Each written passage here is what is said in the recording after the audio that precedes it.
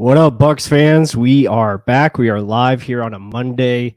It feels like it's been a little while. Feels like that playoff loss was, I don't know, it feels like it was years ago.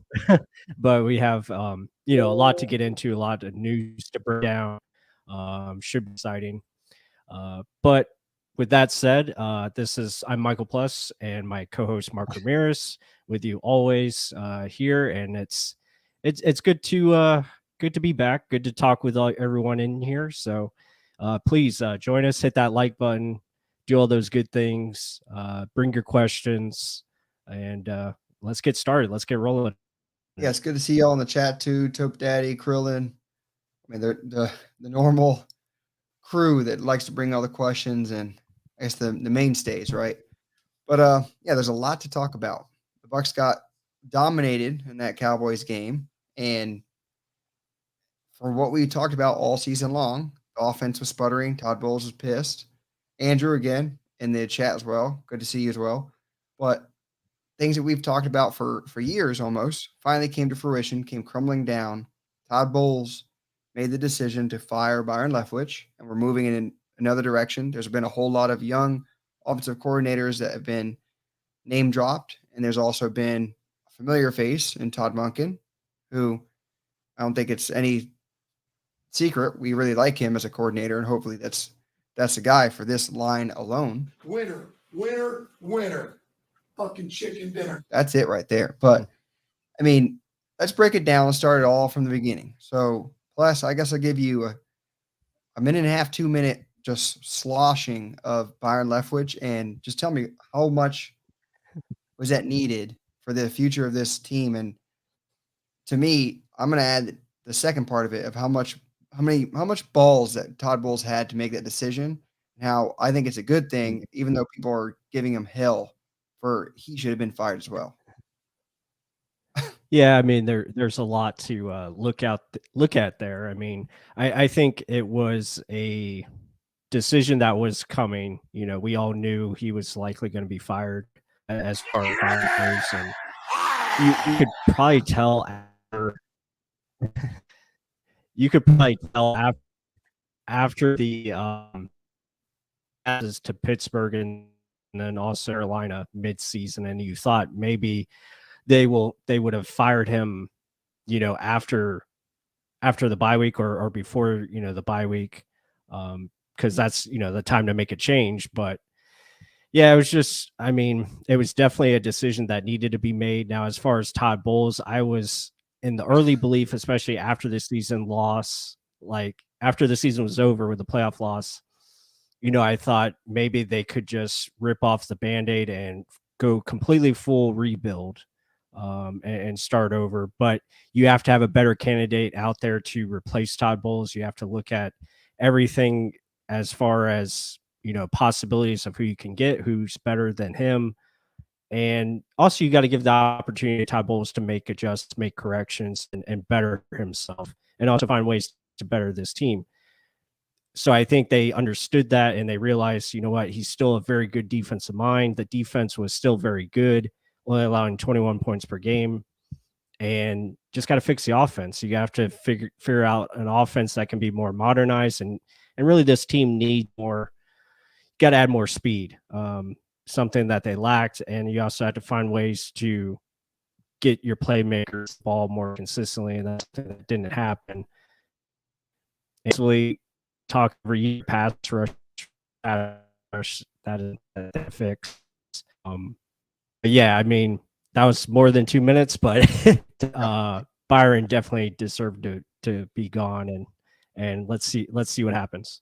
Yeah, so I want to talk on this. So let me add this to the screen. Bruce Arians extremely unhappy with Buccaneers firings. Too damn bad. So he comes over here. Last year, he said he controls the narrative, blah, blah, blah, explained to Pierre King. That's why he ended up stepping down and handing the job to Todd Bowles. But now that Todd Bowles cleaned house of literally everyone on offense who was Bruce Arians' babies, pretty much. They knew his offense in and out. That was the only guy he was confident in play calling. That was the only guy he wanted to come back for and say, Byron's calling the offense. I'm just going to be a head coach. Well, Todd Bowles figured it out. He's like, this is crap. You didn't make any changes. You didn't help my defense at all. There was no complimentary football. I tried to tell you guys to do some research in the offseason. You didn't do it. Todd Bowles got pissed off. He said, you know what? I'm going to control my own future this time. I'm getting away from the master. The grasshopper has now become the master. He grew a pair of balls. He said, I'm not going to go down like this. I know everyone compares me to the Jets, but guess what? I'm changing my stars. I'm going to go out there and find the best offensive coordinator I can possibly get. Hopefully, no strings attached. And that's why I get another reason why Todd Monken is a huge, good green light for me. Todd Monken controlled all of the offense at Georgia. I know it's college guys, but he still produced in the NFL. And Kirby Smart did everything on the defensive side.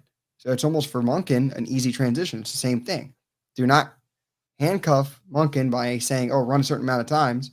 I think if you have a smart enough, just schematically type of offensive coordinator like Todd Monken, who has, again, better than these younger guys. He has more experience. He's called the plays before. He's not just a wide receivers coach, quarterbacks coach. He's a guy that's done it at the highest level of NFL and college. So it is the most ready guy for the situation. It's not someone that has to learn on the fly. So that's why another reason why I think he's such a huge reason to go after and not let him leave tomorrow. But I mean, I give kudos to Todd Bowles big time because Bruce Arians is the guy who brought him in. And now he's literally making his choice. It's no longer BA's choice. This is Todd Bowles. And don't even get me wrong, Bruce Arians, thank you for the Super Bowl run and everything, but you guys didn't change, and now Todd Bowles sees it, and that's a very mature thing for him to do. Yeah, I mean, you look at Jimmy B's comment here. How is Monken's time here behind the scenes? Did he and Light get along? Money talks, and he's a pro, but I still got to think that will factor in how a hot commodity decides. Yeah, definitely. Money will definitely be a part of it because he makes $2 million at Georgia. So they're going to have to up that and probably make him one of the highest paid coordinators in the league. Now, as far as his relationship, I think it was really good. I think him and Jason Light did get along. I thought he was one of the more respected coaches here, and the players really liked him. I thought they got better with his game, and that's something you want to develop. But also how these guys are utilized, and obviously creating offense, creating explosive plays, all those good things. And yeah, I mean, Todd is definitely, I think, would be a great fit, and it's a good dynamic. It's pretty much the same dynamic you would have at Georgia here in Tampa, where you're under a defensive coach and you have full control of your offense, and really that's your job. You're pretty much, your job is to score, like he talks about. And yeah, I mean, I think it would be a great fit. Now we'll see. He's interviewing tomorrow, and hopefully they get the deal done and they can move on. But there's also other candidates out there that they have looked at and interviewed, a lot of young candidates too. They were rumored to be to Kellen Moore, who was just recently let go, but he's with the Chargers now. So, you look at who's it? Shea Tierney. Yeah, there you go. See if you can bring that up. So, yeah, it looks like he's going to be interviewing, and that might have already taken place. We don't know, but he's a candidate that would be very intriguing, just because of the season that the Giants had, and obviously under that coaching tree of Brian Dable. I think be very cool. And then you also look at guys like Clint Kubiak as well, from his days at Minnesota and also with Denver, but also has OC experience, play calling experience, which would be pretty cool to have, and especially his father, the background of him. That would be, a good thing to go off of, especially with the scheme that he could bring here. Yeah, and he had only 1 year of offensive coordinator at Minnesota. It's experience at least. I mean, Shea Tierney doesn't have it, but if you see how the fans of said team are about that coach leaving, a lot of them really don't want Shea Tierney to leave. I mean, the Giants are like, why can't we keep a good thing? Like, what the hell's going on? So, as opposed to some of the Cowboys fans who were almost wanting Kellen Moore to get tossed out, it's kind of weird. Like, are the fans correct, or is there like handcuffing from the head coach? I mean, that's something that people were saying with Mike McCarthy was doing to Kellen Moore because he's another bright mind, young mind. He was only 34, I believe. These guys are so damn young. I mean, I know Sean McVay was so young and he took over, but you realize that Clint Kubiak's only 35, Jay Tierney 36. Like I just said, Kellen Moore is 34. Guys are young as hell, and they're literally taking the bull by the horns, getting after it. And all these are trying to get an opportunity to possibly coach Tom Brady and hopefully bring him back. And that's another thing. It's not for just Tom Brady. It better not be, because it's not just for one season. It's let's get someone who's going to bring good people in to build something for years and years to come. So I'm not for let's bring Todd Monken in here just because he's a veteran, he knows how to call it, and Tom Brady will like him more. No, he's just probably, to me, the best possible guy for the job. And someone we really respect and was a fan of the show and part of the show was John Ledyard over here. Of the names I've seen, Monken would be my top choice for Bucs OC. Other options seem meh, or I have no idea how they'd be coordinators. So, I mean, that's part of it. He's another guy who knows a lot of X's and O's in football. So, yes, that's the reason why we like him the most. But it's not saying that none of these guys can be good coordinators as well. Yeah. And also a message to the chat. If you're going to bring nonsense on here, be prepared to be blocked. And that's what happened. So I'll just leave it at that. And a lot of you probably saw the comment. So, that's what it is. Anyway, with offense coordinator search, yeah, Todd Monken, I think would be a great fit. And, about Byron Leftwich, it's not that we didn't like him as a person or a coach. It's just things that he failed to realize, and you weren't able to make adjustments. He wasn't able to improve. He didn't learn from his mistakes. And I think that was the biggest thing. Like, if you're not seeing what you're doing wrong and just being arrogant, and can you do the same thing over and over, like, or also do certain, refuse to do it, that's usually a sign that it's going to lead to change. And that's what's happening now. And Todd Bowles has to do what's best for this franchise, and that's his job as head coach. And I think he understands that if I can get the offense going where it's capable of, and obviously you have a lot of talent on that side of the ball still, you have to maximize that. And I think he understands that this league is scoring points. And for his defense, which wasn't perfect, only allowing 21 points per game is still pretty good. And especially in this league where you look at offenses that score at least 24 points a game, if you can do that this past season, you're in a lot better shape, and you probably potentially, win the playoff game, and you're still playing maybe. So it's stuff like that where I think, yeah, he's realizing what he has to do, and yeah, change was needed, and hopefully we'll see who the best fit's going to be. But like you were saying with those young guys, that's intriguing. I like that they're looking at all directions. Obviously Todd Monken, the veteran, the older play caller that has that experience, NFL experience as well, that's obviously the favorite. But if that doesn't work out, at least you have these other guys to turn to that could just need a bigger opportunity to really take charge. And maybe that could be the best fit for the team. Yeah, plus I think you froze a little bit. But I wanted to kind of show this as well. So when yours decides to come on back, I'm going to bring this up. Points per game. Kansas City, obviously, high-powered offense. Mahomes probably going to be MVP. 29 points, almost 30 points a game. Where are we at? The bottom of the barrel. Somehow we made the playoffs. Disgusting.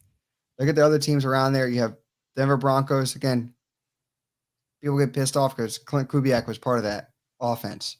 That's what they probably see. There was also a whole lot of newness together. Nathaniel Hackett was there, fired immediately, didn't even make a season. Adding Russell Wilson, first year in the offense, not knowing what the hell's going on. He's not Tom Brady. He's not Peyton Manning. Who is? So there's a whole lot of problems. That's what a lot of people see, though, is this terrible number. And why would we bring this? Why would we get worse? Now, I don't think of it that way. So I'm not going to knock on Clint Kubiak for that reason. But to me, this is gross. Considering your defense only allowed 21 points a game, you can only put up 18 points. You go 8-9. That's a gross display of what offense is compared with the talent you had. There was no excuses. I know, yes, AB and Gronk were gone, but he called it the same way. That's all it was. He called it as if they were still there, and he demanded them to do the exact same crap over and over. And one thing I'm so glad to be over and done with, you would hear BA even say, "Oh, we never call the same play twice. We never go in the same lineup twice." That's stupid. You go in the same old setup, run different plays out of it, run out of it and pass out of it in the same setup. And they would fight that over and over again. The same thing with the play action. You need a running game to do play action. There's no point in doing that. It's stupid. There's so many things I'm so happy are going to be done and over with, and I'm ready to move forward to be an actual progressive team and learning from mistakes, not just repeating them over and over again and blatantly making yourself look like an ass. Like that. That's why we were so mad with Leftwich, because we'd see it year after year. Yes, we'd have so much talent to win against other teams. We'd win based off talent, not by coaching. We've said that for years, and people are acting like, "Oh, it's just this year." It wasn't. Mhm. Like if you watched us from the beginning, we've been saying this crap. Even last year at the not halftime point, at the bye week, we're talking that's the only thing that's going to stop us. Byron Leftwich in this offense. Defense is going to have to carry us. That was the God honest truth. And Right. it is what it is. You can't beat yourself by missed opportunities and wasting drives. And hopefully that will get fixed up. If Tom Monken is the offensive coordinator and gets hired, we're going to have a whole lot of video series on ways he attacked at Georgia that hopefully he can bring over to the NFL. Mhm. Yeah, definitely. I mean, just using, different various formations, but also utilizing, similar plays within the same formation, knowing how to attack defenses and understanding how to adjust in game, and seeing tendencies and knowing how to, go against those. So I think that would be a lot of cool things to come here to Tampa Bay. So hopefully that does happen. But yeah, I mean, you made great points, and we talked about it in the past as far as in 2020, where they didn't make the adjustments that were needed, and they didn't do it till it was late. And they overcame that with the talent that they had as far as the personnel. So when you have 4 all-pro receivers going out for a pass, usually one of those guys are going to be open, right? So it made it easier for Byron to call, because everything he called, it worked. So there's really no criticism there. And then the same thing in 2021 pretty much happened, because you pretty much had the same team. And, then when injuries started to take place, guess what? The offense went down because of it, because Byron didn't know how to adjust to his personnel, didn't adjust to who is out on the field, didn't make, those necessary changes. And that's what happens when you don't adjust to what the other team is doing against you. That's X's and O's. That's the most basic of basic, and that's adapting with the times. And again, that chapter is over and done with. Bowles made it evident what's going to happen, and it's a scary thing because MJ Goat 23. This could Bucks back to being trash. To be honest, this offseason, if it doesn't go correct, they could be trash. And I'm a huge fan, saying I'm going to give you the optimistic look and I'm going to give you the negative look, because where was it over here as well? Like Clock 5 White says, so if no Monken, would it be wise for Bowles to focus on one side of the ball either way? Could you imagine that? Imagine if we don't get Monken. We have to hire a young guy that's learn on the job. Mhm. I mean, it could go down real fast. Tom Brady doesn't want to come back because he doesn't think this guy's experienced enough, or doesn't like his philosophy, or he's just not ready. And you lose that. Then you kind of go down to Blaine Gabbert or Kyle Trask, or maybe this young guy wants to draft another quarterback. Then you have a whole laundry list. Those veterans that wanted to stay, that wanted to win, leave. You don't get the discounts like in your free agents you have. You have S&B free agent, Jamel Dean, Levante David, not to mention the top one, Tom Brady. Like a lot of those guys will make business decisions. Do I want to put my body in the line for a rebuild? Mhm. That's huge. So it is Monken or oops, because there's not many big dependent names like right now, and you're not going to get Sean Payton to be your offensive coordinator. So good luck. So, I Right. mean, it's either Bowles knocks us out of the park or, yeah, we go downhill real, real fast. And just like the stock market, you can drop real fast. But, I mean, you hope for the best, but you got to prepare for the worst, right? Oh, did you freeze? Nope, there he is. Yeah, absolutely. You got to be prepared for what this offseason could bring. And is my wife, if I'm going in and out, He says my wife. refresh here a second and come back if it's not working. Yeah, I think it's going in and out. So Tope Daddy said, welcome to the 2023 Tank Bowl. I hope that does not happen at all. But I mean, plus maybe big again. So to me, it's not, I don't think we're going to 2023. We're not going to tank at all. I think Todd Bowles, no matter what, is going to want to come back strong as ever. And he's going to, Jason Light, with this cap situation, things are going to have to change no matter what. We're 55 million over the cap. And the cap went up. I think someone said it earlier. And now we could be around 33 million. So let me bring this in. So yeah, so we're 55 million over the cap. Potentially it could be less based on the cap going up. But there's some big decisions he has to make. I mean, is Donovan Smith going to get cut because of his contract number? Is Ryan Jensen going to restructure? Is Russell Gage going to get let go? Leonard Fournette, y'all know how we feel about him. I mean, there's going to have to be a lot of things that get done. Cameron Brate should be a quick cut. I mean, I'm just saying, like $3 million is really worth it. Kate Otten potentially taking over that role. There's some easy, but then there's some really, really difficult and hard decisions you got to make here. And I think the money side of it, Plus says it all the time, it's almost like fake. The money's fake. They're still going to find a way to put a good roster on.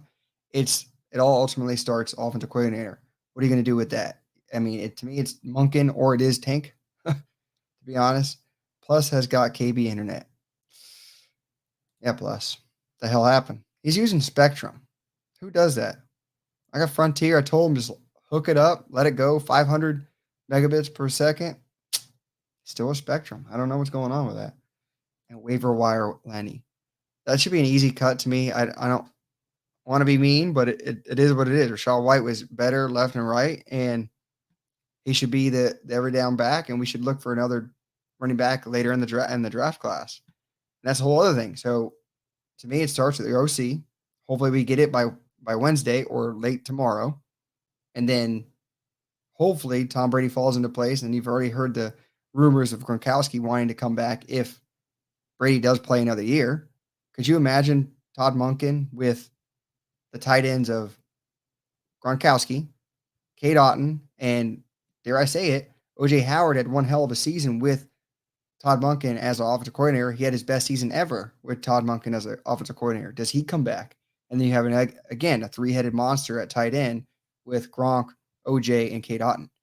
I'm just throwing ideas out there, going crazy. Let me know in the chat what you guys think. But, I mean, it just makes so much sense of that. And then you have Mike Evans, Chris Godwin, both give endorsements to Todd Monken and to Tom Brady saying, no, this guy can coach. He's a hell of a coach. He can draw it up schematically. Just Jameis is just throwing interceptions left and right.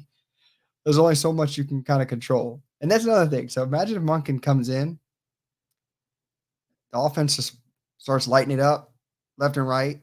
How bad would it make Byron Leftwich and Jameis Winston look? This is crazy. Let's move on from Brady. I mean, so if you're really saying, man, let's move on, what would be the next move? Are you saying it's Blaine Gabbert? Or are you going to say it's Kyle Trask? I mean, that's the thing. Like, you still want to win now, or are you going to hope for the best?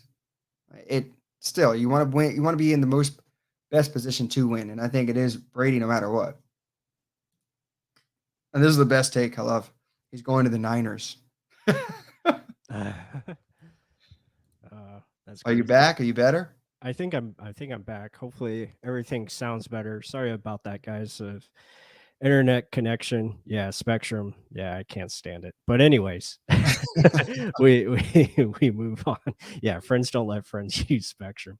Yeah, yeah, that's true. I wish I could have something better, but where I live, unfortunately, they don't provide those services, so that kind of sucks. But um yeah, I guess we're on to Tom Brady.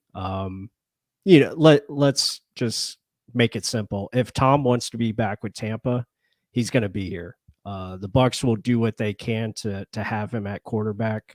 I know a lot of people are talking about his regression, and he's 46 years old, and it's time to build for the future. Time to get a younger, more mobile quarterback, a more dynamic quarterback that you see.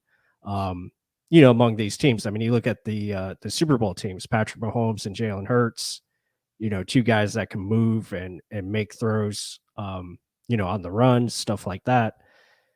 I get it, but Tom Brady is still one of the top 10 quarterbacks in this league, still a very good QB. If he gets a guy like Todd Monken, who we talked about, who can scheme up things and really make offense fun for him and allow him to make it easier where he can get, in rhythm, get high percentage throws, high percentage completions. And obviously the offensive line gets back to form with Ryan Jensen. A lot of good things. So yeah, new strange in his life. Yes, absolutely. Hey, realistically, it is Tom Brady, or you are in a real rebuild. I mean, you have the potential of winning, yes, because your defense could be good. But then again, that's the whole other thing. We're not even talking about the defense yet. There's a whole lot of more changes and overhaul will happen in the defense because it could be ugly real fast over there too. Mhm. But to those thinking Brady's just going to up and go all the way to because he grew up over there in San Francisco, 49er fan, but he has kids. He's an adult. He's almost a 50-year-old damn man. I think he's going to want to fly all the way over there. His kids are kind of flying from New York and just on the eastern side more. I mean, where his setup is right now, he's like an airport right next to him. You can just jump in, go, and pick him up and go back to the house. Like, I don't know if you've seen it. He kind of likes it here. Oh, I think yeah. he likes the cold weather. Just, Yeah.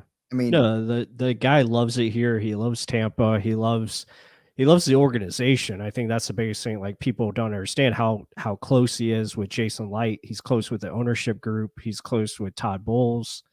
Like, him and Todd Bowles are very similar. Like, they see the game in a similar fashion because Tom Brady is all about taking advantage of matchups. He's all about playing to your strengths, being balanced, but also, understanding what works best and going after it. And Tom Brady likes to be aggressive too, but he also understands situational football. And I think that's the biggest thing that Todd Bowles also understands is situational football. And, it's just about finding that guy that can help them offensively, that can orchestrate it a little bit better than what Byron Leftwich was doing. And, you still have a very talented group. So yeah, if Brady wants to be back and I know age 46, father time has to come sooner or later, but this is Tom Brady. The guy's an alien. Like, he's not, we have to realize this guy is not human. He has this very sick addiction to football. Like, he's obsessed with it.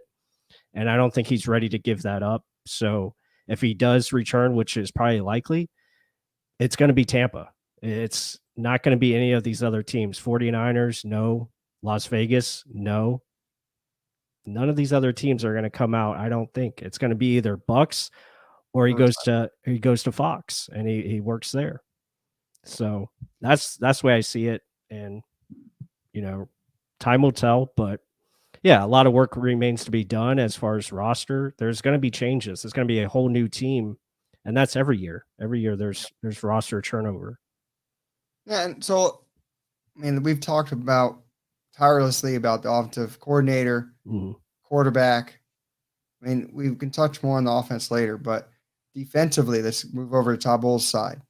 Let's start. Does he actually hand over play call duties to Casey Rogers or Larry Foote? Do you think that eventually happens, or do you think he keeps holding on to it? And I would think, in my opinion, he probably still holds on to it, and he gets to actually just rely on that, be the same thing he always has been, and he just gets a dominant offensive play caller to do the offensive side of the ball. So he doesn't have to think about it. He just says, you do your job, I'll do mine. So offensive coordinator, defensive coordinator, we're good to go. I think that's what happens. Yeah, I think that, definitely is possible as far as, giving the play calling duties to someone else. So he can be more of a, I guess, head coach where he looks at all sides of the ball and, can pay more attention to the offense. He can pay more attention to special teams, etc. But yeah, I don't know. I think I'm more in line with what you're saying. He wants to still be that defensive play caller, and kind of have two head coaches, if you want to say offense and defense, kind of like how John Gruden did it with his offense, and he had Monty Kiffin for the defense. Um, you know, but I could definitely see where he gives those guys opportunities to call plays, especially in the preseason, and we'll see how it works out. But Todd, I think defensively, he's still one of the best defensive minds. Now it's just about getting the pass rush, up to speed where he can really operate, and be more dangerous in that regard. And losing Shaq Barrett that's a huge loss. That really changed the defense. And if Shaq Barrett was healthy the whole year, the defense probably could have potentially carried us, even though they already were. But I'm saying they maybe could have carried us further if he was still in there. Then, and again, that's not going to be answered. But pass rush is, and me and you talk about all the time, it's probably the biggest need, I think, going into this offseason. They have to find pass rush to fortify that front seven. Yeah, and that's another thing we've been talking about for, it feels like, damn years. Like, they just neglect the edge rushers because for some reason they're just like, oh, our defense is just clog the gaps, the A gaps, let the middle linebackers run free. Well, I mean, you've been doing that tirelessly and it works, but you're not getting sacks. You're not getting the production numbers. And like, oh, it comes in bunches. Just wait. It didn't come at all last year. And that's a problem. You got to be able to fix that. And hopefully Todd Bowles is understanding of that, because JTS didn't take that next step. Will he next year? You don't know. But do you want to wait on that? Considering you have to wait on Shaq Barrett recovering from his Achilles injury, he may not be there for the first half of the season. So you got to find something. And Anthony Nelson is a free agent as well. Do you pay big money for him? Carl Nassib, free agent. But I mean, that's huge questions. Like G Vegas in here, Bowles knows he needs another great pass rusher. Evans has to make a chance for some of those pending free agents. Jason needs to have a great draft. Trill G-Boy too. You're right. And do you see Jason going heavy in the trenches this year? My thing is, I didn't like Logan Hall as the pick, but I was like, okay, well, yeah, maybe Todd Bowles can do something with him. I mean, he was similar in stature to who was it, Muhammad Wilkerson back in the day when Todd Bowles was coach of the Jets. I was like, maybe he can make him into something like that. You never know. right. Like big guys like that, Leonard Williams, could he make him into something like that? He just never had it in the small school, and he like, how are you going to translate that? It's just a situational pass rusher. Terrible against the run. It was not a guy that fit our mold, and it showed early and often. And does he change his body up a little bit and become something next year? You hope to God he does. Yeah. But can't be any worse. And so, I mean, that's almost a wash. And that's what the last thing people have thought of Jason Light is, oh, you took Logan Hall. And that was also Todd Bowles' first decision as a head coach. I want to help my defense. That wasn't it. So, yeah, Jason Light does need to have a rock star offseason, not just draft. He needs to find the OC. He needs to find a way to bring this salary cap down and still maintain a good roster, and then draft extremely well. So, like we said, it could go downhill real fast, but it could be still very competitive team, a la playoff bound and potentially deep playoff run. So, I mean, there's a lot of chips that need to fall into place, but it starts with the OC, which hopefully is this week. Yeah, the OC, I'm pretty confident it will be this week. I'm sure that will get announced here shortly. So that'll be good. Obviously get a direction on the offensive side of the ball, but defensively, like we talked about, I think pass rush has to be the priority. It's got to be free agents. It's got to be draft picks. You got to really build up that front, especially in the edge group. JTS has to continue to ascend and get better and learn how to finish. And, same thing with Logan Hall. Logan Hall has to really take a step forward big time, because right now he is your starting defensive tackle next to Vita Vea. So there's a lot of things that have to take place. And all those guys have to step. You got to hope Shaq Barrett can recover from Achilles. I mean, that's going to take time. That's probably going to be a year process. So Shaq is really not going to be the guy that you've seen in the past, at least not till 2024, if that. So yeah, they definitely have to, I think, attack it both in free agency, really get guys to build a rotation. And what sucks, G Vegas makes a good point. We should have drafted Chiefs rookie pass rusher George Karlaftis. Right. We traded back, correct? Yeah. And that's what happened. He was available. I think yeah. The reason they traded back, I think they were hoping that Lewis Seen would make it to their pick. I think.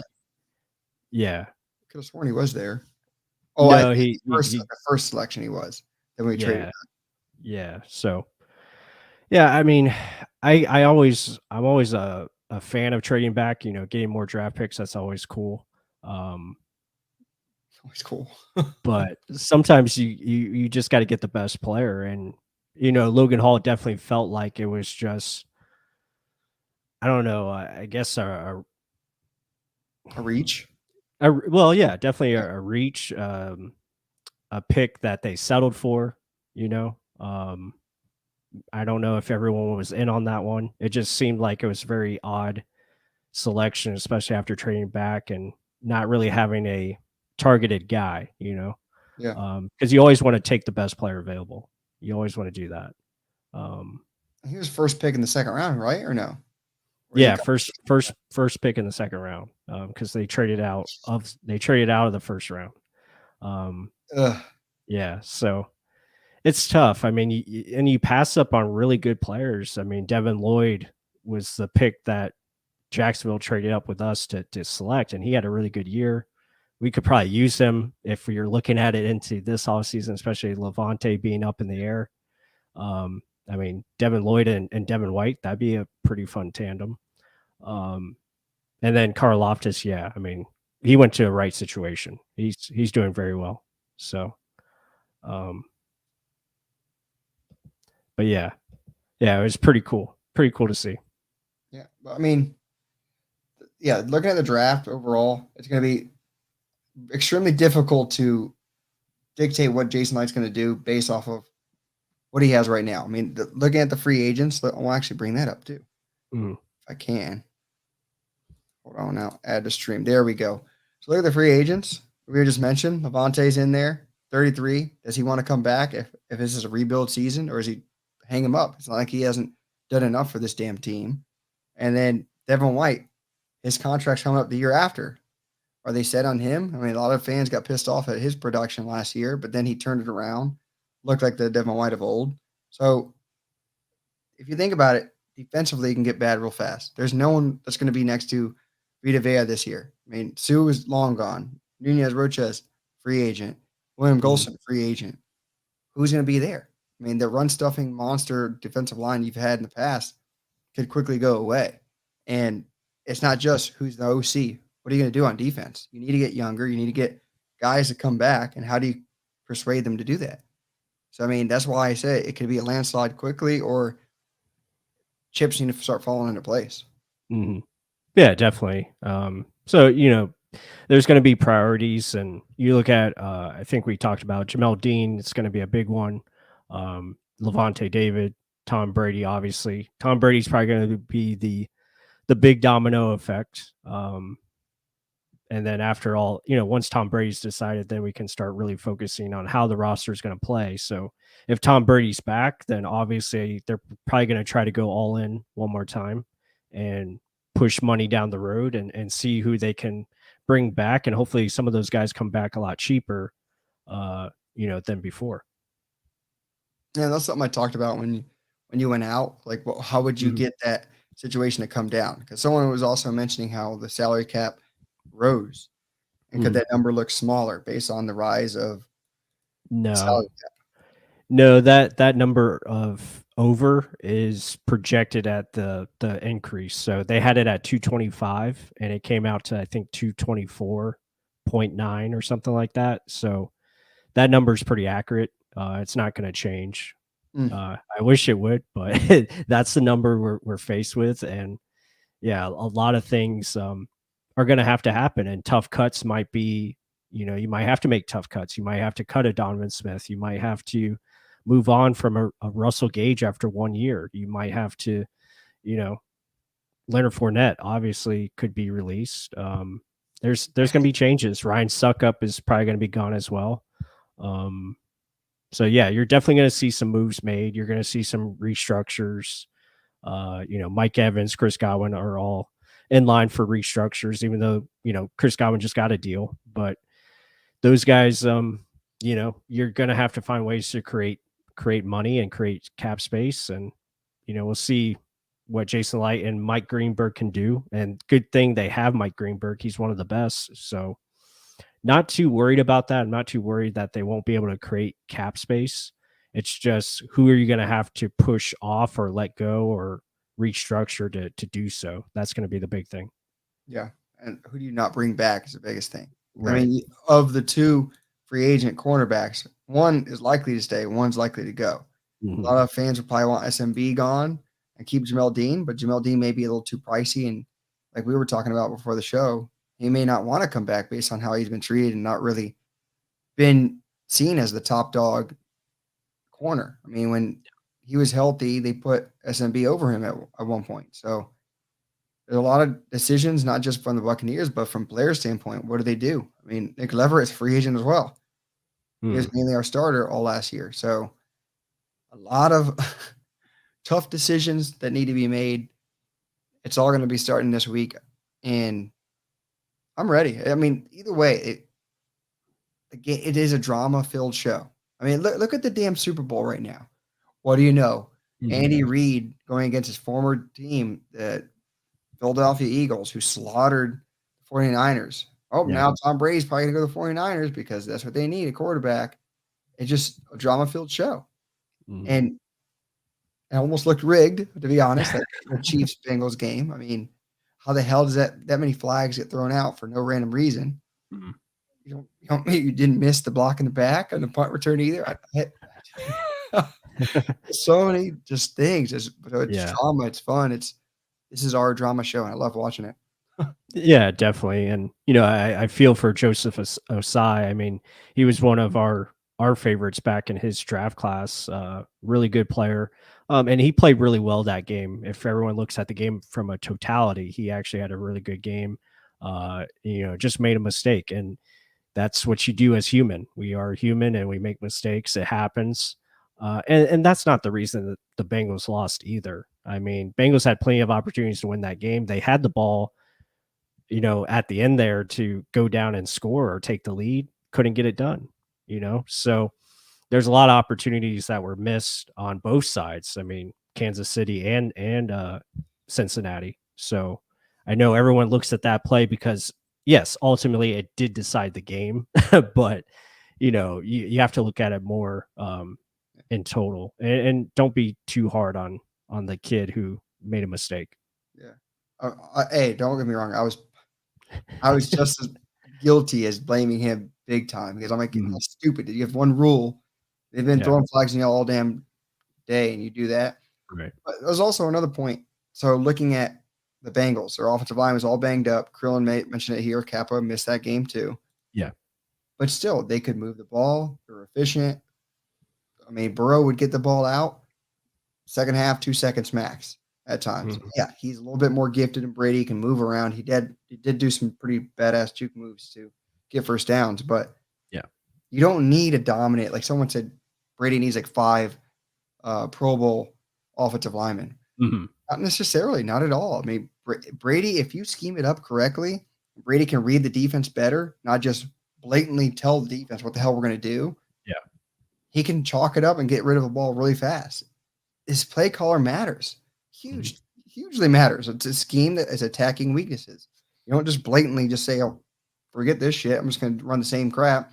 Mm-hmm. First down's going to be a run. Second down's going to be a short pass, and then third down, we're just going to mess up everything. Execution, sorry. Tom Brady makes the offensive line. Let's be honest. Like, he can shift over a little bit and complete a pass. He doesn't need a dominant offensive line. He does need weapons to get open. He needs guys to get open. We have that.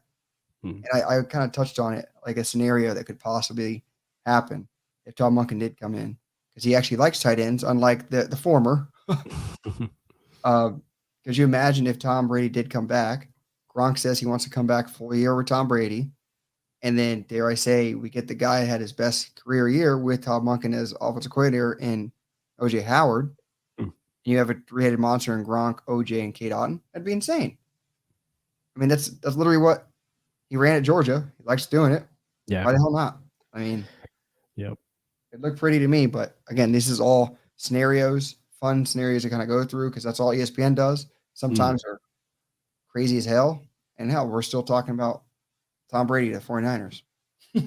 Yeah, and like Krillin said, you missed a name there, Keefe, who is, come on, one of the better tight ends already in this league. We know that. But yeah, I mean, that would be a lot of fun. It would be crazy, have Gronk back on this team once again. And if that is even a possibility, sure, they're going to entertain it. He's Gronkowski, he's the best, and to have him with a Kate Otten who continues to grow and get better, yeah, that'd be great.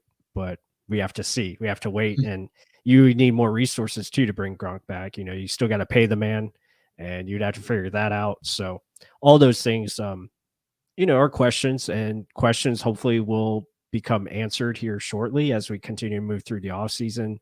A lot of good stuff coming up. We got the Senior Bowl this week. We got obviously the offense coordinator announcement, which is probably very soon. I'm sure it's going to happen.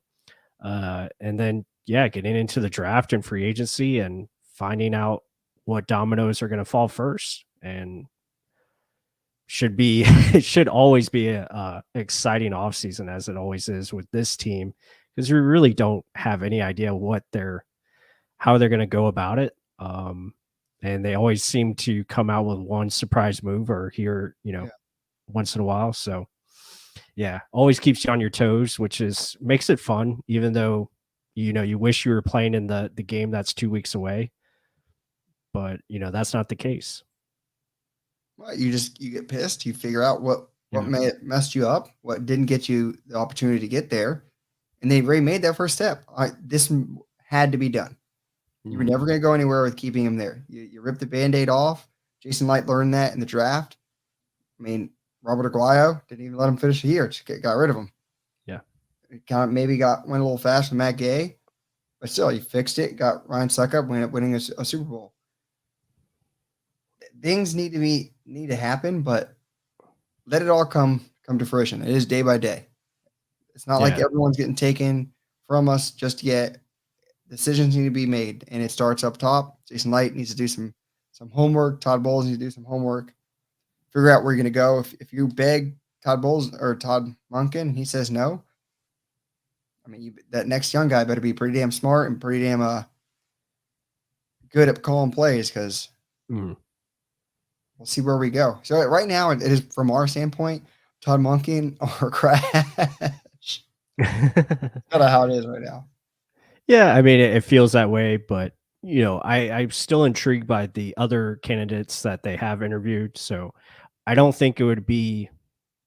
I think if they go with one of those other guys, it's there. And even if Todd comes in here, Todd Monken, you're still planning for the long term. You're still planning for life after Tom Brady, because you want to have a guy that you feel confident in, that can really build this offense for years to come, and have an identity, have a game plan week to week, and really understand how to attack defenses. And so we got to believe that Todd Bowles is going to make those changes, and he's going to make the right ones and surround his staff with the people that he needs to be successful, so he can really focus on the defensive side of the ball and make this a winning team again. And I say that they won the division last year, but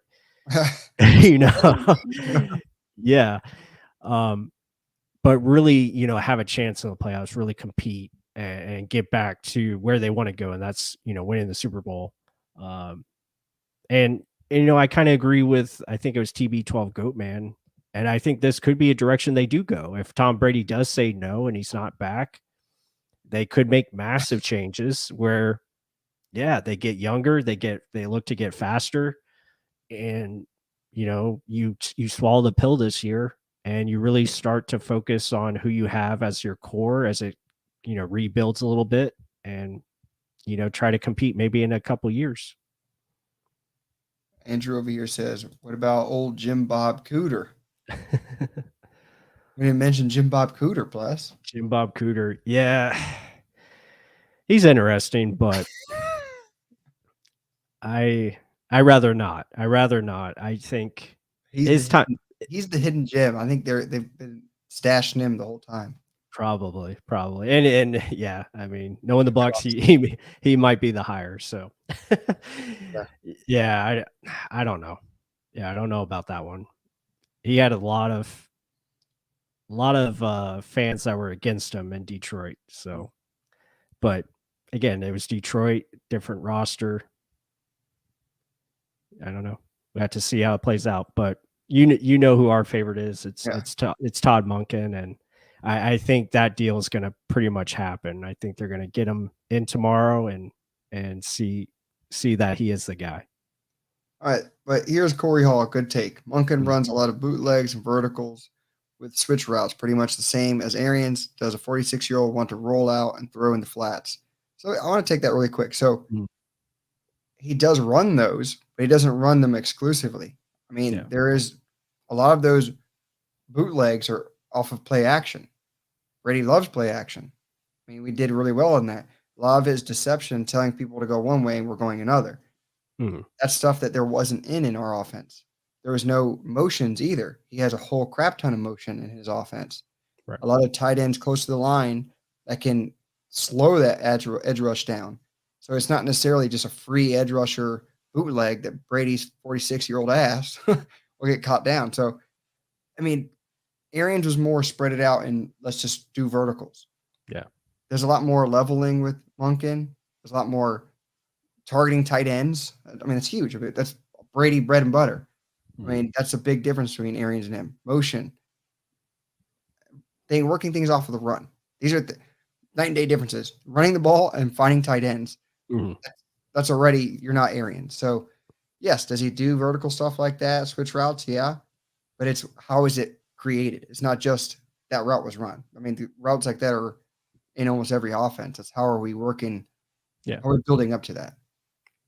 I think the biggest thing with Monken is he understands who he has, and he plays to those strengths. Like he understands his personnel. And you look at Georgia, obviously their strengths is tight ends and running backs. And guess what? He features those players. He understands his quarterback is 5'11". So guess what? Let me move him outside of the pocket where he's got space to throw and make it easier for him to see the 1 to 2 reads that he has them decide from.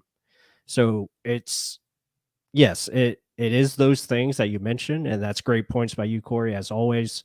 I love your scheme talk, so keep it up.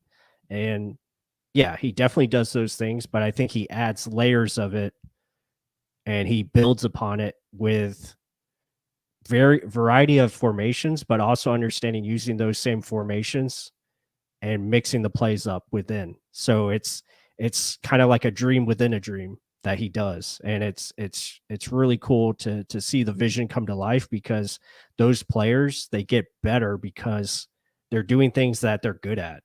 And it's not something where they're forced to do just this or just that.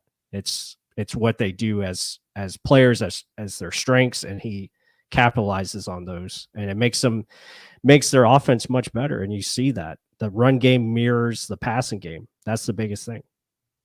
I mean, that simple end quote plus just made is huge. The run game mirrors the passing game. Yeah. It's not just a dead giveaway every first down's a run. I mean, just look at the total rehaul you can have immediately on an offense. And if it's a good run offense and you have Tom Brady, or good schemed offense and you have Tom Brady in there, the offense is automatically going to be the beneficiary early on because they know what they're supposed to do. Defense is reactionary. So give Tom Brady a scheme he likes, and it's simple concepts that will just run to this spot. Tom Brady's going to find you. Okay, yeah, I'll take that.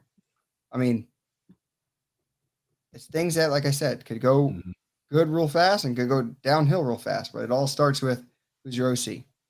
Yeah, and it all starts with hitting that like button as well. And we much appreciate everyone here in the chat. We apologize the inconsistencies so far in this live stream. I know my Wi-Fi was acting up, so we're a little rusty. It is the off season. We're going to get back into form here. We're going to get back into shape, and definitely have a lot more content as we go along through this off season. It's going to be a lot of fun, a lot to go over, a lot of draft content, a lot of all those good things that you guys love to see, and we can't wait for the first domino, which is the offense coordinator, to be official, so we can really dive into that and really show you guys what we're talking about, from a film review, and also getting into the players and all those fun things. But just thank you to you all for being here and watching us as we try to make sense of this team that is the Buccaneers, try to make sense of just what a crazy, and you really look back at it, it's been a really crazy 3 years. And boy, yeah, made it quickly. Yeah, exactly. Quickly. It really has. I Really mean, got out of hand fast. It really has. I mean, and it's crazy. We started this YouTube show. I mean, we've been doing this podcast for a while, since Dirk Cutter days, but really started this show in 2020 when Tom Brady arrived, and it's been a crazy ride ever since then. And we're just very thankful for you all. So please hit that like button and just continue to give us support, because we love doing this. And with your support, it allows us to continue to do it more often and improve the product as well. And hopefully I can get better Wi-Fi. Please, guys, think about Plus's Wi-Fi. It's disgusting. It's gross. It should be an embarrassment. But no, like we were literally talking before the show, like this is awesome. Like seeing some of the comments for now years, you guys have been a part of the show and like helping build the product and adding to the show. And it's not just us talking heads. We feed off of you guys. Like we look into things because you guys are bringing it up, and the questions, we like to dive into it. And this is our obsession. And hey, why the hell not talk it with you guys every damn week? And yeah, bring the questions. Like we got to start putting more in the community to hear what you guys want to talk about and see, because that's the coolest thing. We wanted to bring film studies and what we're actually seeing, not just blurting out crap.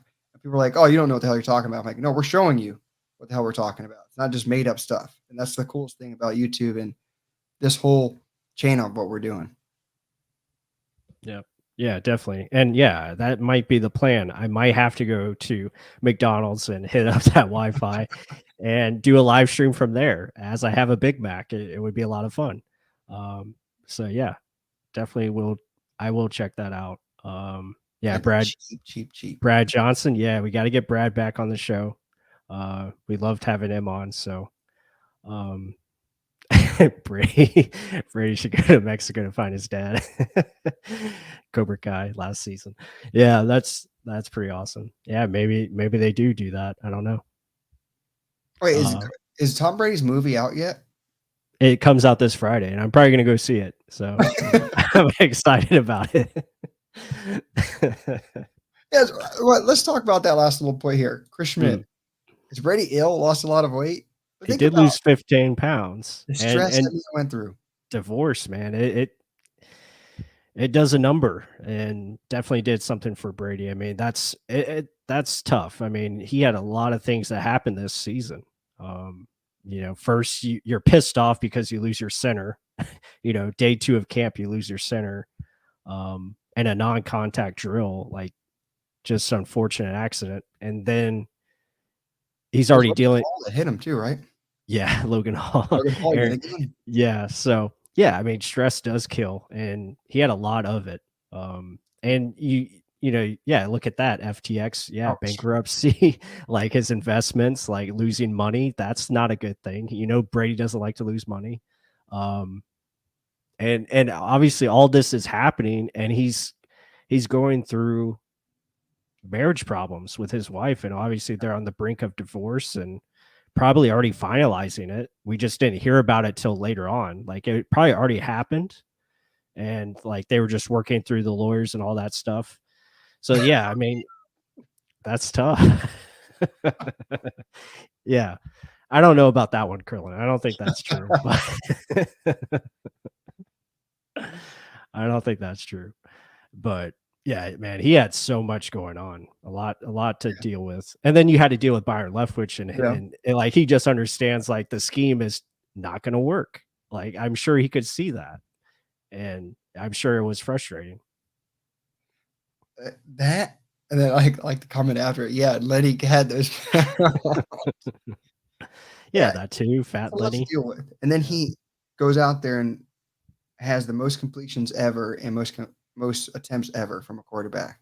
Right. Yeah. And still played very well. I mean, he was still playing at a high level. Now, there was times, it was obvious early on he didn't trust his offensive line. And I can't blame him because Luke Gedeke was a turnstile. And, there was a lot of pressure. Donovan Smith was struggling. You had multiple left tackles. You had multiple right tackles. So a lot of inconsistencies up front. And then on top of that, guys were struggling to get open because the defense knew what we were doing. So it was very tough. And for him to do what he did, still played at a high level. Now, it wasn't top 3 like he did in the past 2 seasons because he didn't have the people around him like he did those years, but he was still a top 10 quarterback. Yeah, I mean, let's see. It's going to be a wild ride, guys. Brady or not, this is going to be a fun team to watch. I want to see how it gets put together. Hillsborough County Buccaneers, far from try. Let's see. I mean, in this league, you're either your best or you're not. You're either on top or you're not. That's how it is. Or you're the Saints that just get proud about winning the NFC South every year. Yeah. I mean, that's 3. I mean, at the end of the day, you want to make your way to hold a trophy at the end of the year. If you didn't, you sure as hell be trying for it the next year. And I think we made the right moves to get rid of the trash, so to speak. Yeah. And the clear problem. Yeah. And this week is the step towards the future. And be prepared, guys. It's going to be a hell of a ride. Mm-hmm. Yeah, definitely. And please hit us up in the comments. Like if you're, just want to comment on this live stream, please let us know what you want us to focus on, either draft wise or free agency or even a future live stream show. It's much appreciated, and we'll definitely look at it and try the best we can. Now, with the draft, as far as like film reviews, we don't have access to every prospect, but we can do, we'll try our best to make things work. But, usually like the top big names we can probably find. Smaller guys, maybe not always, but we'll do our best to make that happen. But this has been really awesome. Great to talk with everyone in here. We appreciate all the support, all the comments. It's going to be, like Mark said, a very fun off season as it always is. And be sure, hit that like button. Comment down below like I talked about. Give us suggestions or anything you guys want to discuss. Always welcome. And hope everyone has a great night. The Bucs will have a new offense coordinator here very soon. And with that said, go Bucs, and see you on the next one. Woo!